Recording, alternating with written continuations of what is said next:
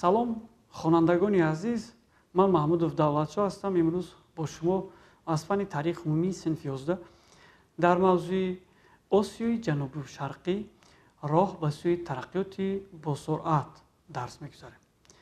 дӯстони азиз, ҳамон тавре ки шумо аз таърихи умумии синфи 10 огоҳӣ доред, пас аз ҷанги дуюми ҷаҳон дар минтақа, махсусан дар минтақаи Осиёи ҷанубушарқӣ, ҳамон таъсири ҷанги сард ки аслан миёни ду низом, яъне лагери давлатҳои сармоядорӣ ё ба истилоҳ капиталистӣ ва лагери давлатҳои социалистӣ ба вуҷуд омад ва таъсири ин ба минтақа ба назар мерасид.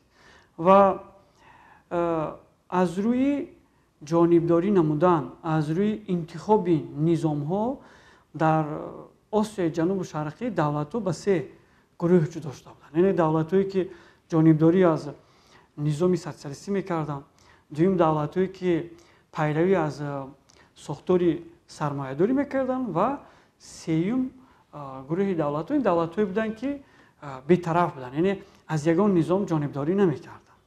ва мо медонем ки аллакай дар охири солҳои 80 ва ибтидои солҳои 90 асри гузашта ҷаҳони социализм ба буҳрон гирифтор шуд ва яке аз давлатҳое ки дар низоми социалистӣ мақоми калидӣ дошт, иттиҳоди шӯравӣ барҳам хӯрд.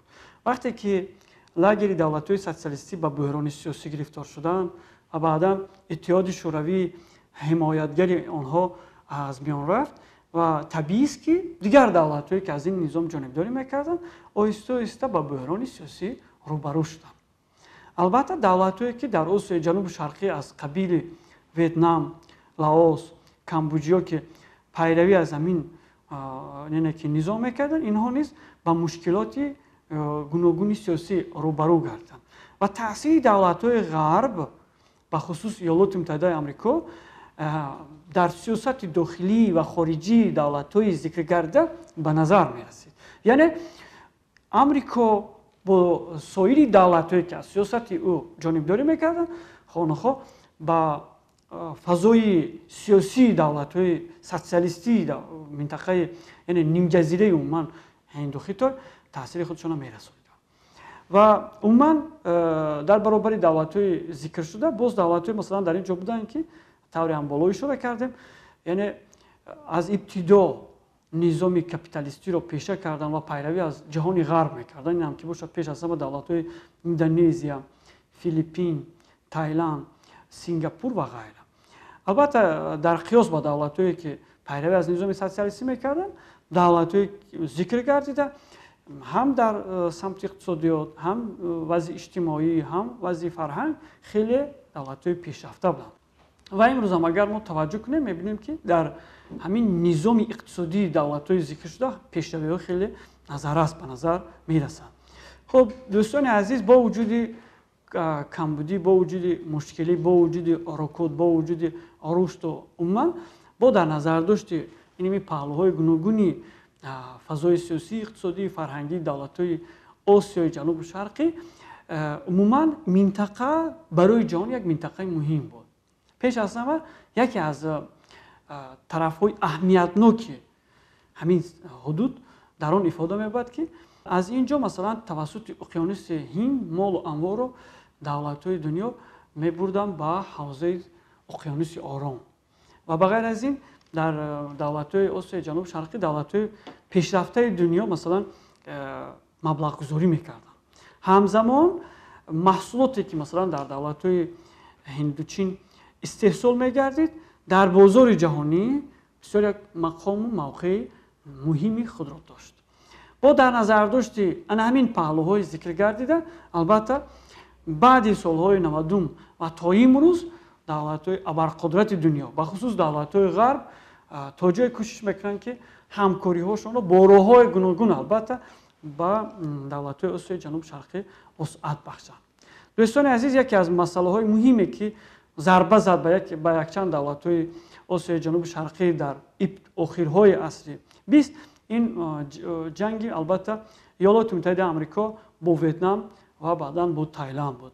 ва баъдан дар солҳои 70 вақте ки артиши худро Иёлоти Муттаҳидаи Амрико аз Ветнам ва Тайланд баровард, дар ин ҷо вазъият то андозе рӯ ба беҳбудӣ овард. Аммо як падидаи дигар ба вуҷуд омад, инам ки бошад, яъне ҳамун низоми социалистӣ оҳиста оҳиста суқут кардан гирифт дар ҳудуди бахусус Ветнам. Лекин пурра масалан ин аз миён нарафт. Албатта хонандагони азиз, давлатҳои Осиёи ҷануби шарқӣ ҳар яке дар алоҳидагӣ мушкилотҳои гуногуни худро дорад. мо инҷо албатта дар бораи кулли давлатҳои Осиёи ҷануби шарқӣ ва мушкилоти онҳо ба тафсил суҳбат намекунем ва гулчин аз намуна аз чанд давлатҳои минтақа бароятон мисолҳо мебирем. Яке аз давлатҳо ин давлати Лаос мебошад. Албатта Лаос низ низоми социалистиро пеш гирифта буд, аммо мутаассифона дар Лаос бино бар сабабе ки масалан давлати аграрӣ буд ва беш аз 85% аҳолӣ дар деҳот зиндагӣ мекарданд. Дар ин ҷо бештар соҳаҳои гуногуни кишоварзӣ рушд карда буданд. Ин давлат натавонист ки дар самти саноат иқтисодиёт пешрафта бошад. Ва дар Лаос бахусус дар саноати дохилии Лаос истеҳсолоти маҳаллӣ аз ҷумлаи ҳунармандӣ, сафолсӯзӣ, хоб коркарди матоъ, сохтани асбобҳои рӯзгор ва дигар навъи ҳунарҳое ки дар миёни мардуми маҳал ривоҷ ёфта буд, инҳо асоси иқтисодиёт ё ки умуман бозори иқтисодию бозори истеъмолии Лаосро бештар фаро гирифта буданд. Ва дар солҳои 80 Лаос ислоҳоти иқтисодӣ гузаронид. Ислоҳоти иқтисодӣ гузаронид, ин ислоҳоти иқтисодӣ самтҳои зеринро пеш аз ҳама дар бар мегирифтанд. Якум ин заиф ё ки суст кардани дахолати давлатӣ аз болои нархҳо буд, яъне нарх озод гузошта шуд. Ва дигар ин ки гузариш аз хоҷагии деҳқонӣ ба иқтисоди бозорӣ. Ва савум нишонаи асосии ислоҳот ин додани заминҳо ба деҳқонон буд. Чорум нукта ин иҷоза додан ба фаъолияти мустақилонаи бонкҳо. Панҷум нуктаи асосии ислоҳот камтар намудани дахолати давлат аз болои муассисаҳои давлатӣ ва бештар намудани ваколатҳои онҳо. хуб боз дигар самтҳое доштанд ки албатта дар пиёда намудани ислоҳоти иқтисодии Лаос нақши бисёр муҳим гузоштанд. ҳамаи ҳамин чорабиниҳои зикр гардида, бахусус ҳамин ислоҳоте ки мо атрофаш суҳбат дорем, ба ин оварда расонид ки вазъи иқтисодӣ, яъне маҷмӯи маҳсулоти дохилии Лаос дар охири солҳои 80, давоми солҳои 90 асри гузашта 3 маротиба афзуд ва сатҳи некуаҳволии мардум низ то ҷои беҳтар гардид. Яъне бо ин роҳ Лаос тавонист ки низоми иқтисодиашро тағйир бидиҳад. Ва имрӯз мо мебинем ки Лаос албатта майл ба давлати саноатӣ шудан дорад. Ва дигар давлат ин албатта давлати Таиланд буд. Таиланд яке аз давлатҳое буд ки ҳанӯз пас аз ҷанг ҳам то имрӯз яъне як майл ба ҷаҳони ғарб дошт ва ҳамкориҳои бисёр наздик бо давлатҳои ғарб дошт ва давоми солҳои 90 ва ибтидои асри 21 низ ислоҳотҳои зиёди иқтисодию пулӣ гузаронид ва дар натиҷаи ин ҳамкориҳои ин давлат бо давлатҳои ғарб ба хусуси Иёлоти Муттаҳидаи Амрико ва дигар давлатҳо хеле зич гардиданд. Давлати Бирма бошад ки масалан ин давлат аз соли 1998 ба ин ҷониб номи Мянмаро гирифт. ин давлат як сиёсати бисёр сарбаста дорад. Масалан то имрӯз дақиқан муайян карда нашуд ки фарз кардем Бирма аз кадом низом дар нимаи дуюми асри 20 ҷонибдорӣ мекунад.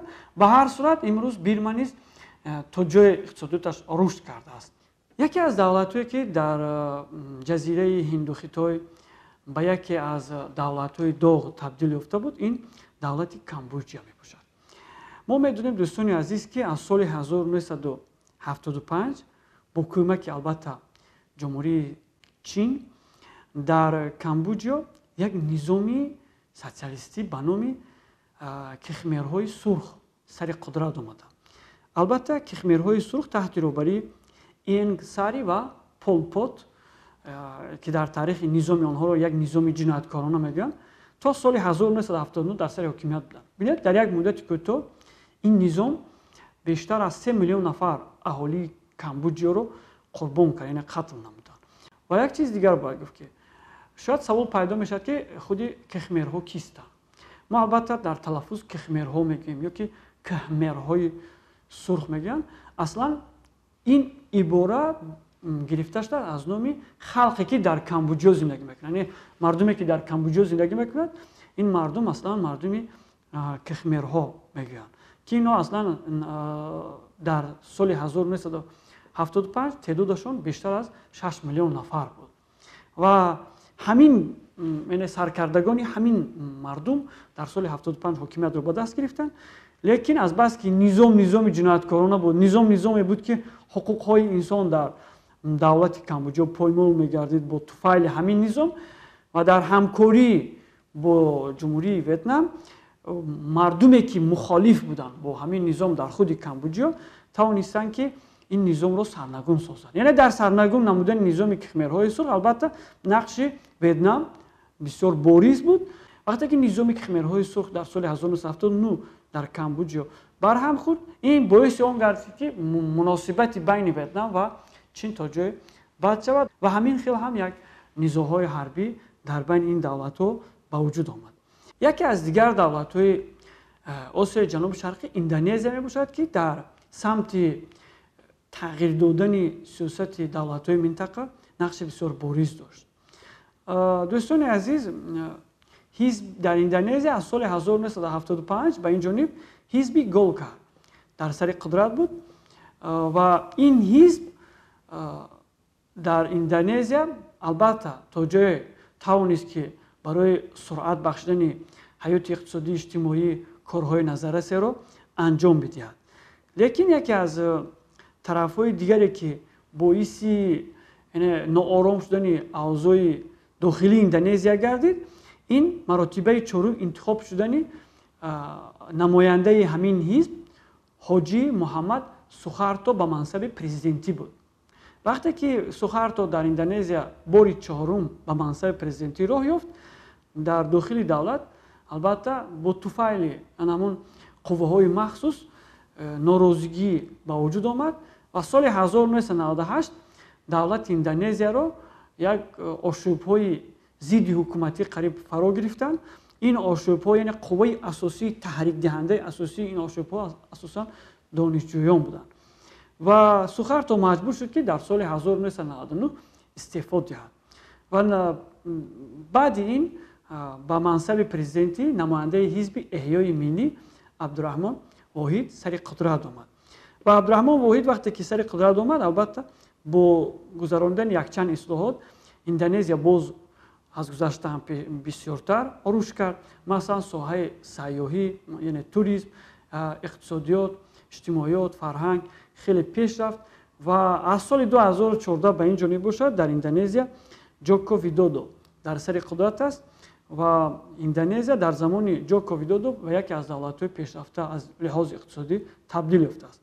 нуктаи дигарро бояд зикр кунам, дӯстони азиз, ки дар охири солҳои 90-уми асри гузашта яке аз мушкилоти дигаре ки Индонезия дошт, ин мушкилоти Тимори Шарқӣ буд. Тимори Шарқӣ ҳанӯз аз миёнаи солҳои 70 ба ин ҷониб даъвои истиқлолият мекард. яъне мардуме ки дар ин ҷо зиндагӣ мекарданд муборизаҳои бисёр беҳамон мебурданд барои истиқлолият. ва оқибат дар соли 1999 дар миёни мардуми минтақа райпурсӣ гузаронида шуд ва дар натиҷаи райпурсӣ муайян гардид ки аксарияти мардум ҷонибдорӣ аз он доранд ки Тимор, яъне Тимори Шарқӣ давлати мустақил шавад. ва ҳамин тариқ дар натиҷаи муборизаҳои беш аз 25-солаи мардуми Тимори Шарқӣ дар соли 2002 истиқлолият ба даст овард ва имрӯз ҳамчун як давлати мустақил арзи ҳастӣ дорад. умуман дар давлатҳои Осиёи ҷануби шарқӣ дар ибтидои асри 21 барои ҳал намудани бисёр масъалаҳои муаммоангези худ ва ҷаҳон инҳо муттаҳид шуданд дар дохили як ташкилот бо номи Ташкилоти давлатҳои Осиёи ҷанубу шарқӣ.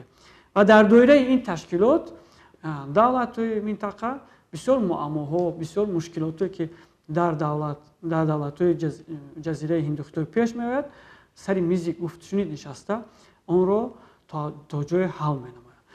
дар ибтидои асри 21 гуфта намонад ки қисми зиёди давлатҳои пешрафтаи осиёи ҷанубу шарқиро як буҳрон фаро гирифт, ки ин ҳам ки бошад буҳрони барзиёд истеҳсолкунӣ буд. Бинобар сабабе ки дар давлатҳои Кореяи ҷанубӣ, ҷопон, чин ва дигар давлатҳои гирду атроф масалан санъат, махсусан технология информатсионӣ, мошинсозӣ хеле рушд кард ва давлатҳои Индонезия, Сингапур, Таиланд, Филиппин ки аз ҷиҳати ҳамин технологияи информатсионӣ умуман технология рушд карда мебошад, маҳсулоти давлатҳои зикршуда дар бозори минтақа ва дар бозори ҷаҳон камтар роҳ ёфт ва буҳроне ки ба сари ин давлатҳо омад, ин буҳронро олимони иқтисодшинос буҳрони барзиёд истеҳсолкунӣ мегӯянд.